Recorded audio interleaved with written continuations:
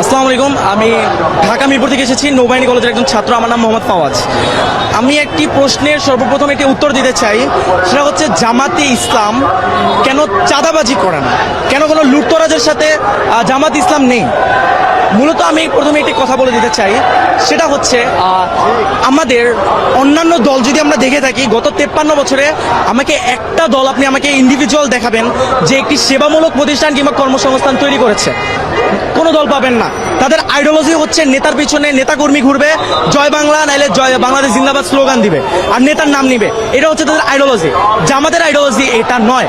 তাদের আইডিওলজি কিভাবে একটি নতুন প্রতিষ্ঠান তৈরি করা যায়। আপনি যদি গত 53 বছরে খেয়াল করেন, অসংখ্য জামাতের হাসপাতাল, অসংখ্য ব্যাংকিং সেক্টর তৈরি করা হয়েছে, যার কারণে জামাতে ইসলামের যে নেতাকর্মীরা রয়েছে পড়াশোনা শেষে তারা যদি চাকরিও না পেয়ে থাকে তাদেরকে ওইখানে নিয়োগ দেওয়া হয়, এবং যার কারণে তাদের চাঁদাবাজি কিংবা এইসব কাজে লিপ্ত হতে হয় না।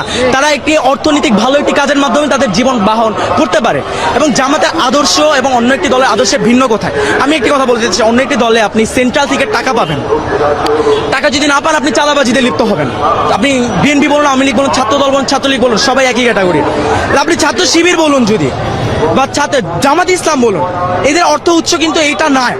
এদের অর্থ উৎসটা কোথায় আমি আপনাকে বলি। ক্লাস 9-এর একটি ছাত্র, আমার নামটা ঠিক মনে নেই, আমাদের গ্রামের বরিশালের একজন ভাই, সে ক্লাস 9-এ থাকতে তার বাবা মা মারা যায়, তার পড়াশোনা সে ছেড়ে দিবে ভেবেছে। তখন জামাত যে সংগঠন তার সাথে কথা বলে যে তার সম্পূর্ণ ব্যবস্থা তারা গ্রহণ করে, তাকে সম্পূর্ণ শিক্ষিত করে, তাকে দেশের বাইরে পাঠায় পড়তে এবং তাকে ডক্টর বানিয়ে বাংলাদেশে ফেরত আনে। এখন আমার প্রশ্ন, একজন বিবেকবান মানুষ জীবনেও কি তাকে যেই দলটা, যে সংগঠনটা এত উচ্চ একটা পর্যায়ে নিয়ে গিয়েছে, তাকে জাতীয় রাষ্ট্রের সম্পদ বানিয়েছে, তাকে কি তার কাছে কি কোনো সাহায্য চাওয়া লাগবে দলটা থেকে? সে তো একজন বিবেকবান মানুষ, সে নিজে থেকে তার অর্থের 50% দান করে দেবে এই দলের জন্য। এই একটা কারণে জামাতের কারো কাছে চেয়ে খেতে হয় না। আর জামাতের প্রত্যেকটা নেতাকর্মী যারা রয়েছে তাদের মাস শেষে একটি অ্যামাউন্ট উল্টা দিতে হয়, জামাতে অনুদান দিতে হয়, এবং সেই টাকা দিয়ে এই যে আমি যে বললাম প্রথমে, এই ছেলেটাকে পড়িয়েছে, এরকম অসংখ্য অসহায় এবং দরিদ্র ছেলেকে পড়ানো হয়, ছেলে মেয়েকে, এবং এই টাকা দিয়ে, এই আমাদের অনুদানের টাকা দিয়ে। আর আমার প্রশ্ন, যেই ছেলে বা মেয়েটা এত কষ্ট করে দলে টিকে থাকার জন্য টাকা দিতেছে, নিজে থেকে নিজের পকেট থেকে টাকা খরচ করতেছে, তাছাড়া মাস শেষে 2টা করে বই পড়তে হয়, বই পড়ে ওইটার পরীক্ষা ভাইভা দিতে হয়, 5 ওয়াক্ত নামাজ পড়তে হয়, নামাজে সে জামাতে কয় রাকাত পড়তেছে, কয় রাকাত জামাতে পাচ্ছে না, সব রিপোর্ট প্রদান করতে হয়। এত কষ্টের পরেও যে মানুষটাই দলে থাকবে, ওই মানুষটার কি নৈতিকতা নিয়ে কোনো প্রশ্নের আর কোনো দিক রয়েছে? ওই মানুষটা কি কোনো স্বার্থের জন্য দল করতেছে? ওই মানুষটার ভিতরে নৈতিকতা আছে বলেই মানুষটা দলটা করতেছে। এত কষ্ট পেরিয়েও এই দলের প্রতি সে তার ভালোবাসাটা রয়েছে। এখন আপনি আমাকে কোন দিক দেখাবেন? 71-এ যে আলবদর, তারপরে রাজাকার বলে, এই দিকটা দেখাবেন? আমি আপনাকে একটি কথা ব্যক্ত করতে চাই। হযরত উমর রাদিয়াল্লাহু তাআলা আনহু, তিনি যখন ছিলেন, তিনি কিন্তু মুসলিম ছিলেন না, তিনি কিন্তু ইসলাম ধর্ম গ্রহণ করেন নাই। পরবর্তীতে মহানবী সাল্লাল্লাহু আলাইহি ওয়াসাল্লাম আল্লাহ তাআলার কাছে নিচে চায় যে তৎকালীন আরবের যে কোনো বড় দুই নেতার একজনকে আল্লাহ আমার করে দাও, এবং মহানবী সাল্লাল্লাহু আলাইহি ওয়াসাল্লামের যে কোরআন, সে তিলাওয়াত শুনে সে কিন্তু মুসলিম হয়েছে। এখন কি আপনি তার পাস্টের সাথে তার প্রেজেন্ট তুলনা করবেন? আপনি এতই মূর্খ হয়ে গিয়েছেন? আপনি চেতনা ব্যবসা করবেন? আওয়ামী লীগ এক দল বলে গিয়েছে, তারা এখন কোথায়? তারা এখন ভারতে। এবার আরেক দল যারা এখন বর্তমানে বলছে, তারা কোথায়? তার নেতা লন্ডনে। যেই দলটাকে বলে সেই দলটা কি পাকিস্তানে গিয়েছে? সেই দলটা যায়নি, সেই দলটা ফাঁসির মঞ্চে হাসি মুখে দাঁড়িয়ে গিয়েছে। আপনি যদি আরো বলেন, যে 71-এর কথাই আমি ধরি, যদি আসলেই জামাতে ইসলাম রাজাকার হয়ে থাকতো, কেন মুজিবের সময়, জিয়াউর রহমানের সময় এই জামাতের কোন নেতাকর্মীকে রাজাকার বলে শাস্তি দেওয়া হয়নি? কেন শেখ হাসিনা আসার পর নির্বাচনের দিন তিনি নিজে গিয়ে জামাতের হুজুরের কাছে গিয়ে বলেছে, হুজুর আমাকে দোয়া করবেন আমার জন্য, আজকে আমি নির্বাচনে দাঁড়িয়েছি। সে নিজে গিয়ে হুজুরের কাছ থেকে দোয়া নিয়ে আসছে। কেন নিয়ে আসছে? এবং 96-তে সে যখন জিতে যায়, জিতার পরে সে ওই ডিরেক্ট জামাতকে রাজাকার বলে ফেলে। কেন বলে? কারণ জামাত যে ইসলাম, জামাতে ইসলাম তাদের যে মত, সে মতের সাথে একতা প্রকাশ করেনি। কেন করবে? তারা তো ভারতপন্থী। ভারত আমাদের সাহায্য করেছে, কেন করেছে? ইন্দিরা গান্ধীকে যখন প্রশ্ন করা হয়, সে একটি উত্তর দেয়, মাথার এক পাশে ফোড়া হলে আপনি অন্য পাশে ঘুরে ঘুমাতে পারবেন, যখন 2 পাশে ফোড়া হয় আপনি ঘুমাতে পারবেন না। এর মানে কি বুঝতে পারছেন? আপনার যখন 2 পাশে ইসলামিক রাষ্ট্র হবে, তখন আপনি থাকতে পারবেন না। হিন্দুত্ববাদ আপনি ছড়াতে পারবেন না, পুরো বিশ্বে আপনি মঞ্চতে প্রকাশ করতে পারবেন না। সেই কারণে তারা বাংলাদেশের সাহায্য করে। এবং তারা আমার কোন সাহায্যটা করেছে?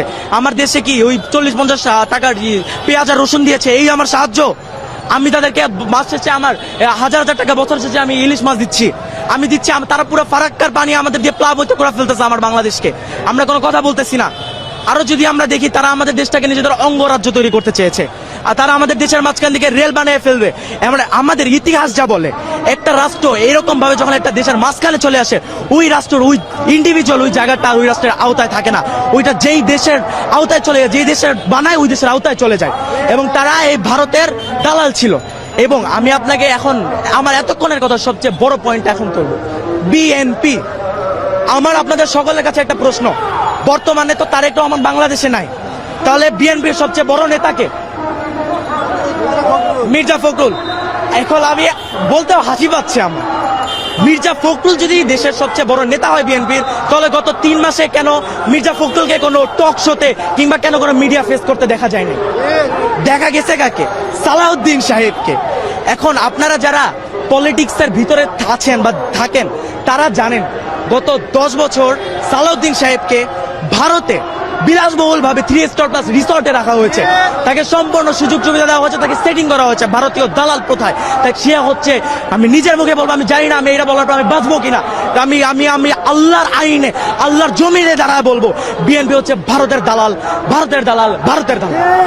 এবং যারা বিএনপির ভারতে আর কি সাপোর্ট করে না, যারা রয়েছে, যারা বিএনপির ভারতে সাপোর্ট করে না, যেমন ইলিয়াস আলী, বাবর, তারা এখন কোথায়? আমার প্রশ্ন, তাদের কি বিএনপি কি সামনে আনছে?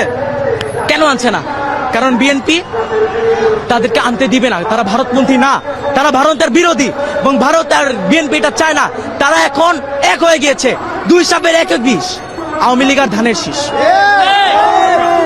সর্বপ্রথম আমি একটি কথা ব্যক্ত করতে চাই, একটি সমাবেশ অসংখ্য মানুষের একটি জোটের একটা স্থান। এখন আমরা যখন একসাথে এতগুলো মানুষ একসাথে জড়ো হই, কারো না কারোর সাথে গায়ে টাচ, যে জিনিসটা ফিজিক্যালি, এই জিনিসটা হবেই। আমার ইসলাম কি বলে একটি নারীর শরীর স্পর্শ করতে? আমার ইসলাম কিন্তু বলে না। কিন্তু আপনি যদি ইরানের ব্যাপারটি দেখেন, ইরান একটি ইসলামিক রাষ্ট্র, ইসলামিক শাসন প্রতিষ্ঠা হয়েছে তাদের দেশে। তাদের দেশে কি নারীরা উন্নত না? তাদের দেশে নারীরা চাকরি বাকরি করছে না? তাদের দেশ এতটাই উন্নত, তারা এতটাই শক্তি সম্পন্ন, তাদের ভিতরে ইসলামিক যে এতটা জ্ঞান ধারণা রয়েছে, তাদের আল্লাহর প্রতি ভয়ভীতি রয়েছে, তারা ডিরেক্টলি ইউএসএ অ্যান্ড ইসরায়েলকে চ্যালেঞ্জ করতে পারে। বাংলাদেশকে বলবেন, বাংলাদেশ তো ভারতের বিরুদ্ধে দাঁড়াতে পারবে না। কখন পারবে? যখন জামাতে ইসলাম এই দেশের জাতীয় সরকার গঠন করবে, তখনই যে একমাত্র পারবে। কারণ জামাতের যে প্রত্যেকটা নেতাগুলি বলবেন, এদের আসলে ভয় নেই, এরা ফাঁসির মঞ্চে হাসি মুখে দাঁড়াতে পারে, এরা খালি আল্লাহ ছাড়া কাউকে ভয় পায় না। আপনি যদি ইতিহাস দেখেন, এইটা ইতিহাস আমাদেরকে বলে। এবং আপনি নারীর কথা ব্যক্ত করছেন, নারী আগিয়ে যাচ্ছে অবশ্যই, কিন্তু ধ্বংসের দিকে। বর্তমানে যেটা যুগে হচ্ছে, আপনি জায়গায় জায়গায় দেখবেন অশ্লীলতা ছড়িয়ে যাচ্ছে। সে অশ্লীলতা থেকে মুক্তি পেতে হলে জামাতকে সরকার আনতে হবে। কিন্তু তাই বলে এই নয় যে জামাত আসলে নারীরা অধিকার পাবে না, নারীরা অধিকার পাবে। আপনি যদি হিন্দু হয়ে থাকেন, আপনি আপনার ধর্ম পালন করতে পারবেন, অসুবিধা নেই। জামাত আসলে প্রফিটটা কোথায়? যারা ইসলামে বিশ্বাস করে, যারা পর্দা করে, তারা একটু সুবিধাটা বেশি পাবে, তারা সুন্দরভাবে পর্দা করতে পারবে, তাদের দিকে আড়াল চোখেও কেউ তাকাতে পারবে না। এটা হচ্ছে জামাতের আশার আইডিওলজি, এবং তারা এটাই বিশ্বাস করে। কিন্তু কোনো নারী যে কর্মসংস্থানে যেতে পারবে না, এমন কোনো কথা জামাত ব্যক্ত করে না। আপনি যদি আমাকে দেখাতে পারেন জামাতের একটি খুঁত যদি আপনি আমাকে দেখাতে পারেন, আমি নিজে বলছি আমি ওই দিন থেকে জামাতের সাপোর্ট করা বন্ধ করে দিব, ইনশাআল্লাহ।